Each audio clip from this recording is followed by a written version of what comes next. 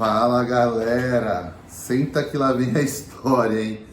Eu vou hoje conversar, explicar como surgiu o Bitcoin Cash. É um assunto super polêmico, gera briga, gera discussão. No meu grupo matriz, no grupo 1 de WhatsApp, é uma briga atroz lá, uma briga atroz. Então eu quero tentar passar tudo que eu enxerguei ao ponto de vista do Daniel. Eu vou primeiro contar tudo o que aconteceu e depois os desdobramentos disso, né?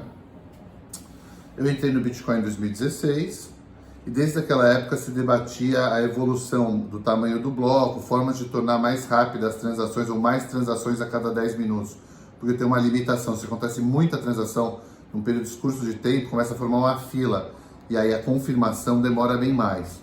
Então já existia um debate de muito tempo de implementação do Segwit, que é uma tecnologia chamada Segregate Witness, que com essa tecnologia no software do Bitcoin possibilita formas mais inovadoras de smart contracts, possibilita sidechains, possibilita uma compressão dos dados, então cabe mais informações em cada bloco. Era uma tecnologia debatida há anos, muito importante. Então a comunidade de devs do Twitter, muita gente já queria o Segwit há muito tempo. Só que os mineradores, grande parte, bloqueavam o Segwit. Um dos motivos é porque a tecnologia antes do Segwit permitia que os mineradores mais avançados usassem software que batia todos os outros. Tinha tipo um trick, era tipo um joguinho que alguns, os mais avançados que tinham software melhor, batiam todos os outros com a mesma máquina. Então eles não queriam Segwit. Por outro lado, eles queriam blocos maiores, porque eles, com blocos grandes, vai ter menos nodes individuais e os grandes mineradores têm data center estruturado, eles vão ter tanto node para anotar toda a história do Bitcoin, quanto para fazer a mineração e anotar o próximo bloco. No modelo atual, o arquivo do Bitcoin completo fica em nodes individuais.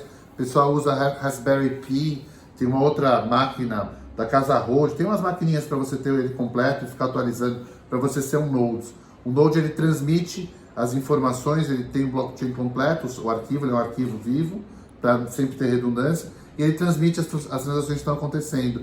Ele é como se fosse um radar do blockchain, mas quem anota mesmo a transação são os mineradores. Então estava nesse conflito. Houve no Consenso de Nova York em 2017 um acordo entre grandes players que ia introduzir o Segwit junto com o aumento do bloco para 2 GB. E fizeram um acordo, os mineradores não queriam Segwit, o pessoal do Twitter não queria aumento de bloco, fizeram esse acordo. Isso é o acordo de grandes players, quieta a Bitcadela. Nesse acordo de grandes players, não participaram da comunidade de Twitter e muita gente que tinha node individual. E aí começou o movimento, o ASTF, para não deixar isso acontecer. Muita gente de comunidade de blockchain, de Bitcoin das antigas, criou um BIP, que é uma introdução na mudança de software, que quem não atualizasse para Segwit ia ter um fork.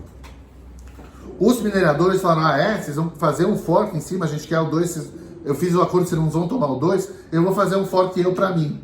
E aí criaram 2 Bitcoins, o Bitcoin original, que foi o mesmo de sempre, que não mudou, e criaram uma versão com um bloco maior, chamado Bitcoin Cash, que a ideia era poder transmitir muito mais transações por minuto, e começou uma disputa enorme, porque o Bitcoin é né? O Bitcoin Cash queria ser chamado de Bitcoin.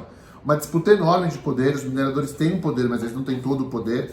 Eles pamparam, o Bitcoin Cash saiu valendo 0,10 de um Bitcoin, chegou a bater 0,26. Nessa mesma época, eles congestionaram a rede de Bitcoin, porque como eles são mineradores, o custo de congestionar a rede é muito barata.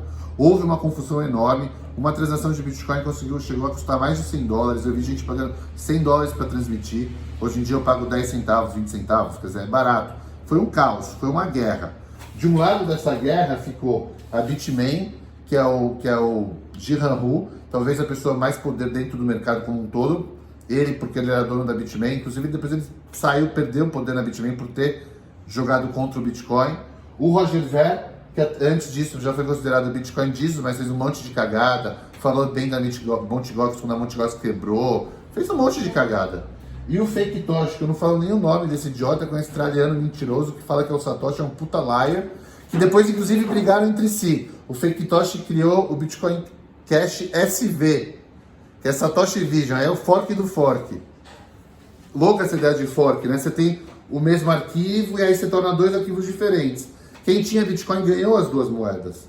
Então nessa época houve o free money, porque você tinha o Bitcoin, aí você ganhou o Bitcoin Cash, você vendia um Bitcoin Cash por 0,17 Bitcoin, então você aumentou 17% seus Bitcoins só vendendo e mantendo o Bitcoin.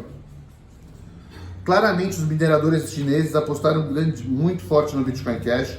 A Bitmain chegou a ter mais de 1 milhão de unidades de Bitcoin Cash no universo de 15 milhões, sendo que 8 ou 10 milhões foram acessados e transmitidos, quer dizer, a Bitmain chegou até 10% de volume. Muita coisa aconteceu. Eu sempre fui um hater de Bitcoin Cash porque eu vi todo o jeito que foi acontecendo e eu estava do lado da liberdade e não dos mineradores. Mas com o passar do tempo, dentro do meu grupo original de 2016, eu nem conhecia todo mundo, porque tinha junto gente do Instituto Mises, tinha gente de vários lugares liberais. E lá tem uma corrente liderada por um cara que entrou no Bitcoin em 2011, é um dos maiores OGs de Bitcoin das antigas, que ficou do lado do Bitcoin Cash, porque ele acredita que Bitcoin deve ser dinheiro transmitido facilmente. E aí gerou uma facção lá que briga com o Alan do Bitcoinheiros o tempo inteiro. O Alan, cara, ele é um cara especial, mas ele consegue ser anónimo pra caralho. Então fica umas guerras lá. Aí eu resolvi explicar meu cenário. Eu fui pra China em outubro de 2019, ano passado, e conversei com uma mesa de OTC lá. A mesa de OTC também é totalmente Bitcoin Cash. O que eu vejo como um negócio? Primeiro, o Bitcoin Cash, ele não é um concorrente do Bitcoin. Ele é outra coisa. O Bitcoin é o Bitcoin. Ele concorre com Litecoin, que quer a velocidade mais rápida nas transações e não ter reserva de valor. Toda essa confusão de Bitcoin Cash, Bitcoin SV, essa confusão entre eles, agora de cobrar imposto sobre os mineradores, só mostra o tanto que é centralizado. Citou 4 mineradores que são enormes, eles têm poder para peitar o mercado, e falaram que agora vão pegar 12,5, que é até nobre, eles vão pegar esse dinheiro que eles iam receber, porque são os maiores, e vão dar para desenvolvedores seguirem o que eles querem. Mas foge totalmente assim, o Bitcoin é o Bitcoin porque ele foi antifrágil, ele explodiu no mundo inteiro, ele aconteceu, ele nunca foi centralizado assim. Então é um ativo bem diferente. O que eu acho que pode acontecer, se der um mega bull do Bitcoin, por muito tempo as taxas de transação do Bitcoin ficarem muito altas, vai ter gente migrando para o Bitcoin Cash e os mineradores vão tentar fazer pump and dump para subir o Bitcoin Cash. Essa é a minha visão do Bitcoin Cash. Não tenho raiva mais, não tenho ódio. Vejo que a China está olhando. Vejo que tem gente muito antiga que também não concordou do jeito que desenvolveu para reserva de valor e não reserva monetária.